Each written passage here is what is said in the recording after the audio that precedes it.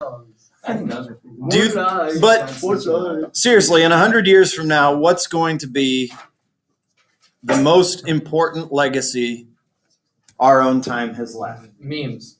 Memes, okay. It's certainly, memes are an art form. I really do believe that.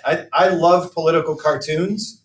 My favorite political cartoonist growing up was The Far Side.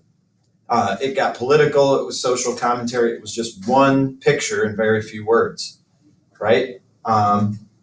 Memes kind of do that. What else would you say we will be remembered for? President Trump, perhaps, right? Politics, the way that they are today. It's hard to tell. We might be standing too close to be able to really be able to tell what our lasting legacy will be. But pop culture is very important to American history. We have been a country that's always been interested in fads. We're always a country that's kind of ahead of the curve as far as trends go. And so this is the first. The Great Awakening continues or piggybacks off of where we left last week, talking about religious changes in New England. Okay, here's how I'm going to break down today's lesson. First, just want to go through where the colonies were up until the turn of the 18th century, 1700s. We need to remind ourselves what the major denominations were. It's pretty easy. We've covered it multiple times. But the role of the Anglican Church and the Congregational Church. And then we're going to revisit why those things, especially the Congregational Church in New England, which had been a theocracy, slowly ends its major political influence. Instead, what's left after we get into the 1730s and 40s are a whole bunch of denominations, religious groups, Christian religious groups that have unique differences amongst them. Okay? So we're moving from the colonies being controlled by two major churches into the churches not having as much political power, but still having a lot of social influence. Okay? All right. So last week, we talked about how the population of the colonies, especially in New England, is changing. The Congregational Church had the majority of power, had created a theocracy in New England. And in the southern colonies, even though they didn't have theocracy, most of those indentured servants that came into the South belonged to or identified with the Anglican Church. Now, if I were to ask you, how many of you, and you don't have to answer this, but if I were to ask you, how many of you identify with a church? Okay, I would guess most people's hands would go up. Now, that isn't to ask you how many of you attend church, but how many of you are members of a church is a totally different question. We as Americans still really identify with churches, even if we don't attend them. And that's kind of the point I want to make here. Even though, it gets to be Thanksgiving and we remember our religious roots of our country, Americans, even back in the 18th century, were becoming lukewarm to their religious institutions. In the South, they had never really bonded with the Anglican Church. And in New England, that church was losing influence as two major things happened with the population. By 1775, okay, over half of the population in the English colonies were not English. Okay, so right now, if we're talking about the 13 colonies, those English colonies, I just want to reiterate that. By the time we get to the American Revolution, well over half of the population isn't an English person, which means they have no loyalty to the king. They have no loyalty to the Anglican Church. They have no loyalty to past traditions of, let's say, the Puritans. They're a new kind of person, which we might label American. But these people are going to identify with a religion, and they're going to have such a blend of religions that ultimately, tolerance of different religious values is going to give us our First Amendment, which is separation of church and state, freedom to practice religion, but protection from government established religion. What you got up here for now is a breakdown of what colonies had an established church. Do you understand what I mean by an established church? What does that mean? Give me a thumbs up if you know what it means to have an established church. Thumbs down if you don't. Everybody's got to react one way or another. Wow, that's a lot of thumbs down. When you hear the term established religion or established church, that means that the government funds through taxes a particular church. So we know in Old England, the Anglican Church was the Church of England. It was paid for by taxes, and at the head was the monarch, right? In Puritan New England, the established church was the Congregational Church. It ran the government, and it was funded by taxes. So anytime you hear an established church, we're talking about a combination of church and state. Okay? So, New England, the Congregational Church is the established church. In the South, it's the Anglican. Eventually, you might be wondering about Maryland. Baltimore loses his proprietorship, which means it goes from being Catholic to Anglican. New York is a little tough. New York is a little tough because the territory of New York was at one point controlled by the Dutch, who practiced tolerance, and we'll talk more about that tomorrow. But when the British take control of the city of New York, the city adopts Anglicanism as an established church. The rest of New York doesn't pay for the Anglican Church in New York City. And then we have our four outliers: Rhode Island, New Jersey, Delaware, and Pennsylvania. Notice that with the exception of Rhode Island, these three colonies are middle colonies. If you're a big believer in tolerance, tomorrow's lesson is for you. Okay, those middle colonies that were established by the Dutch and the Swedes, they had this idea that everybody should just live together and not worry about one another's personal lives because that's bad for business, right? Let everybody come in, let everybody do their business. That's the best way to make money. So let's not worry about religion. And that was reflected in the constitutions of those colonies. By the Revolutionary War, you can see the number of people that profess to be a member of some kind of church. That's the majority, overwhelming majority of colonists. However, that's a little misleading because a lot of those folks, over half of the colonists, didn't attend worship regularly. And I bet that's pretty close to our own time.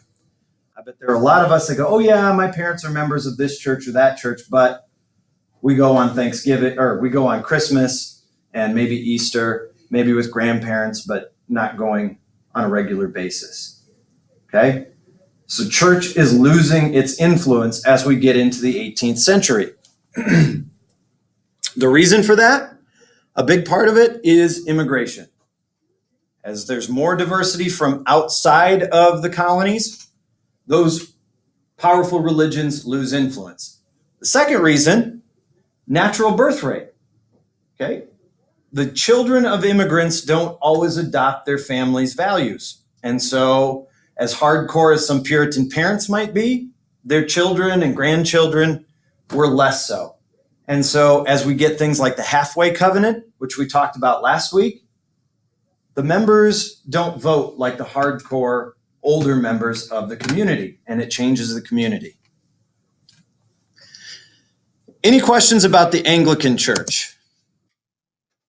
Just remember, this is the Church of England that was established by Henry VIII and his daughter Elizabeth I.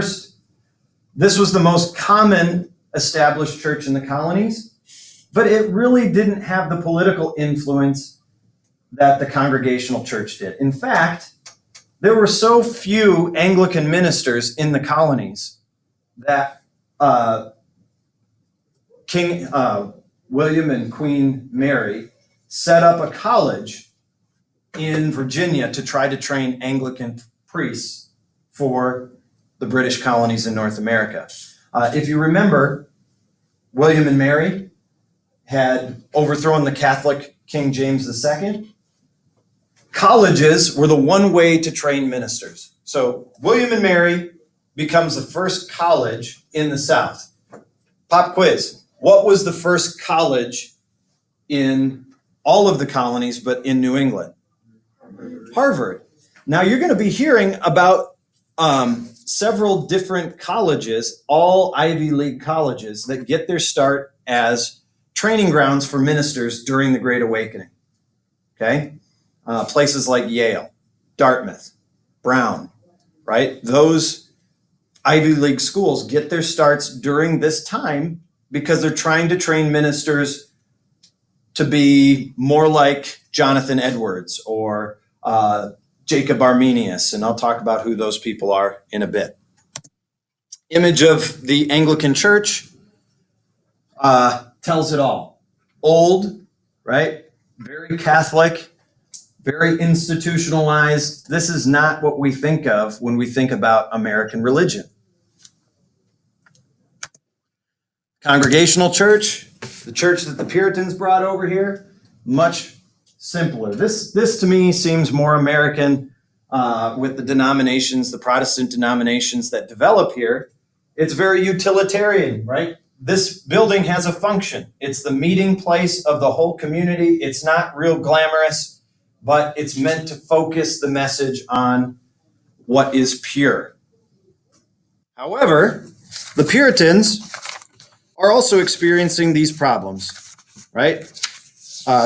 New England is one of the fastest growing places amongst all the colonies, a lot of immigration coming in there, and the halfway covenant that we talked about last week is watering down the old theocracy. It's probably one of the more American places in the colonies. In fact, when we get to the American Revolution, a lot of the talk that's pro-patriot, people that support the revolution and independence for America, are Congregationalist priests or ministers. Okay? If you went into a Sunday service in the colonies, let's say in 1776, it's likely that you would hear somebody preaching about how independence is justified in the Bible. Okay? So keep that in mind. So we've dealt with the bookends, the way that things were before the turn of the 17th century or the 18th century, okay, late 1600s, and we know where we're going. Things becoming less religious, more secular. How did this change? Okay, this period of time, the turn of the 18th century, is often referred to as the Great Awakening. A spiritual awakening is how it gets its name. How could we say that the words of Jonathan Edwards were a wake-up call? Because it starts with him. Edwards had passed on before the Great Awakening actually happens, but his words are about the type of spiritual awakening that we need to understand. How would we say that his words were a wake-up call?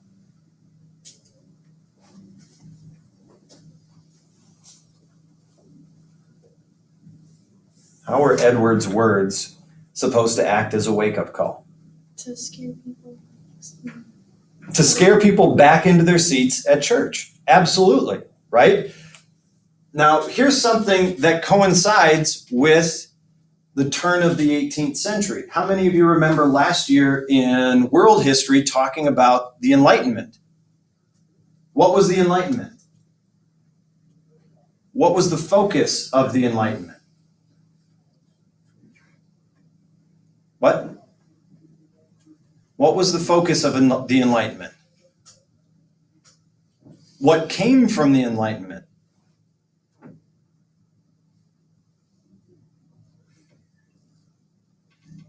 Don't remember? Nick, help me out. Like logical thinking. Logical scientific thinking. Let's think about Isaac Newton, right? And gravity. That what goes up must come down. It's observable. Now, we wouldn't call it science yet this would be the work of philosophers, but that the world is knowable, it's rational, it's ruled by laws, it's not magical, it's not a place full of ghosts and spirits and unpredictability, that the world is rational. And if the world's rational, what does God have to be? Rational, right? If there's a creator and the creation is rational, then the creator is rational too. People stop being spooked by the God of the Puritans. This guy who's always in a bad mood, has judged everybody since the beginning of time, and will smite you if you step out of line, right? That was all the Salem witch trials. People's minds are changing. God has to be rational, or else maybe there's not a God, right? So the time of the Enlightenment moves away from religious superstition and towards scientific reasoning. Those people that are going to stay religious want their God to reflect those values. See what I'm saying? So we get people like Jacob Arminius. Now, Arminius is a radical Dutch Calvinist, okay? But he's tired of Calvinism. What were the two tenets of Calvinism? Good review here, folks. What did Calvinism stand for? Predestination and having that spiritual awakening. That's Calvinism. But here's the thing. What kind of rational God decides from the beginning of time people are going to heaven or hell? That didn't make sense to Jacob Arminius. It doesn't make sense to us. And we are a product of this change. Arminius says, you know what? Yeah, we are all human scum. There is nothing we can do to earn salvation except God has provided an approach to salvation through Jesus. So I'm not trying to preach to you folks, okay? But for Arminius, salvation can be achieved, not earned, but given through the death of Jesus. Make sense? Now, how many of you have sat in a church and heard that argument before? That there's nothing you can do, you're sinful, you're pretty much, if you're on your own, you're out of luck, but that Jesus saves, right? Okay, that's the roots of Arminianism. And it was heresy.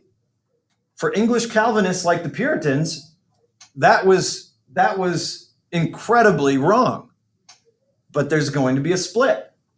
Because who wants to go to the Jesus that's already decided if you're going to heaven or hell, regardless of what you do?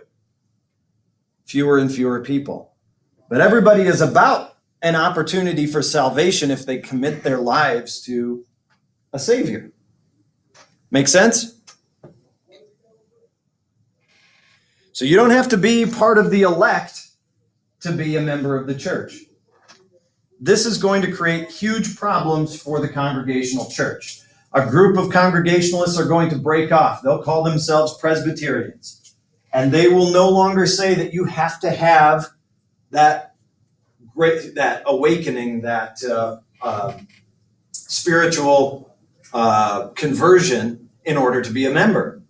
All you have to do is accept Jesus, and you are now a member of the church. That sounds a whole lot more inviting and welcoming. Other Congregational churches will follow. Okay? It's kind of the domino effect, which is good if you're not a hardcore Puritan. It's bad if you're somebody who thought John Winthrop had it right. Make sense? Now, as we get into this, we have to recognize that tolerance is becoming a bigger part of all religious denominations' practices. Way more tolerant than English religious practices back across the pond.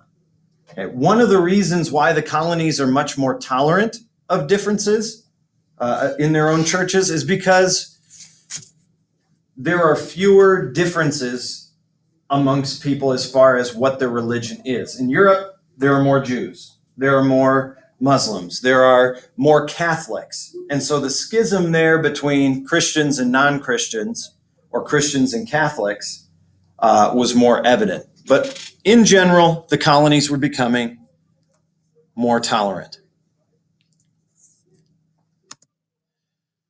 1730, America's first celebrity is born. Okay, a traveling preacher by the name of George Whitefield takes kind of Jonathan Edwards' show on the road.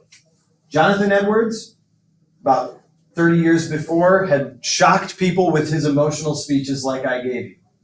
Okay, George Whitefield one-ups Edwards. He takes that message of hellfire and brimstone, not church to church, but city to city. He held huge country revivals. If you're ever visiting the South, places like Branson, you'll notice they still have outdoor religious revivals. Big tent ceremonies where a preacher comes out and they preach hellfire and brimstone, or they get real emotional. People clap their hands and stomp their feet and roll around in the grass. And it's a whole weekend-long event.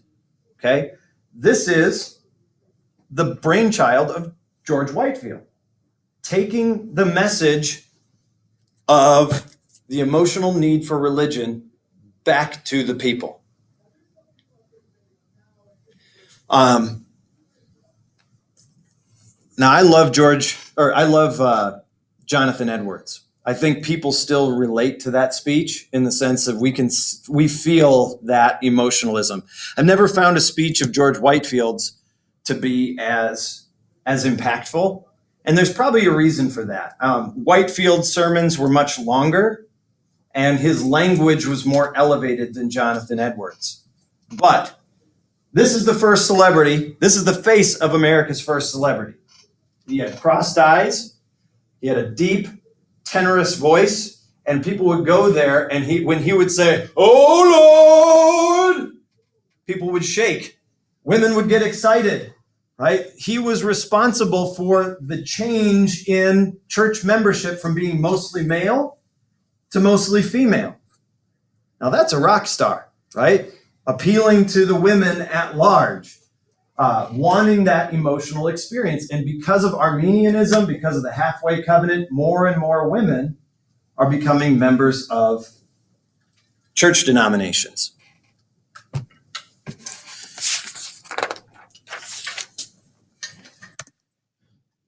Here's the image that I had on my meme.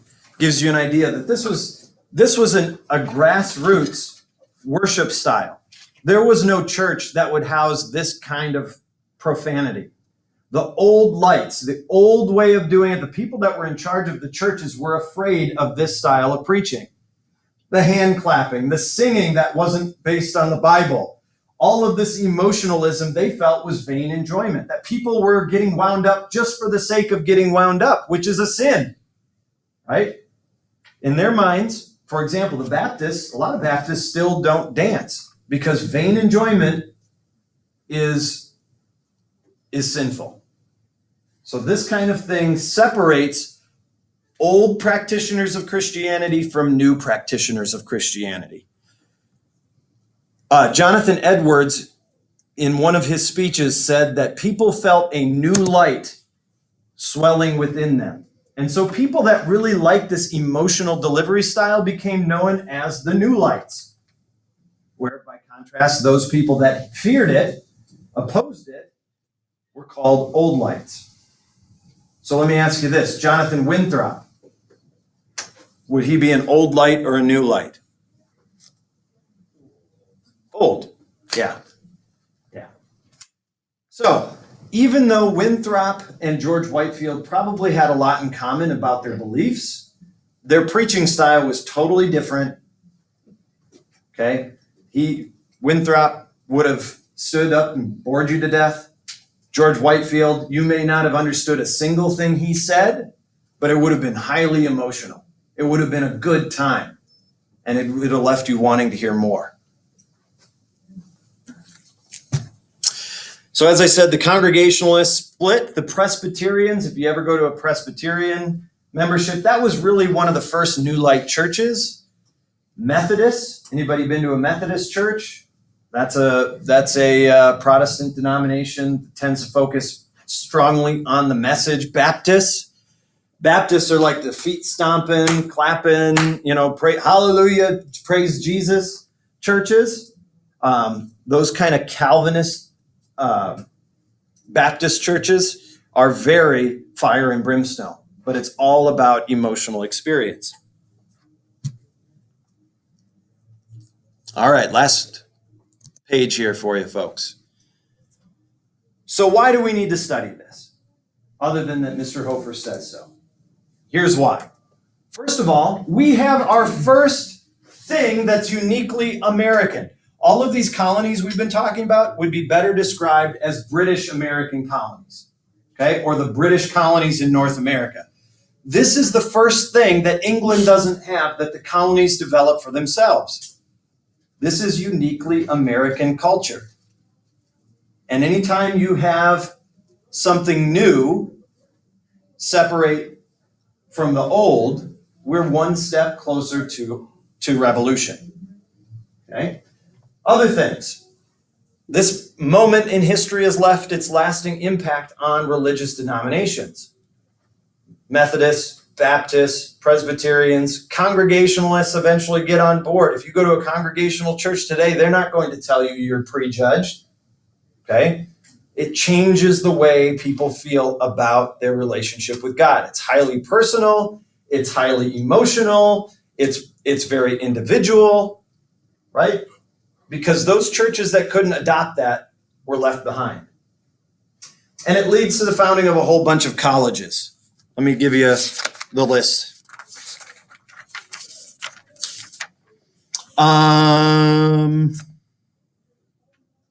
Princeton, Brown, Rutgers, Dartmouth, all those Ivy League schools were established as preaching colleges to train new ministers in this art form of oratory and speech making.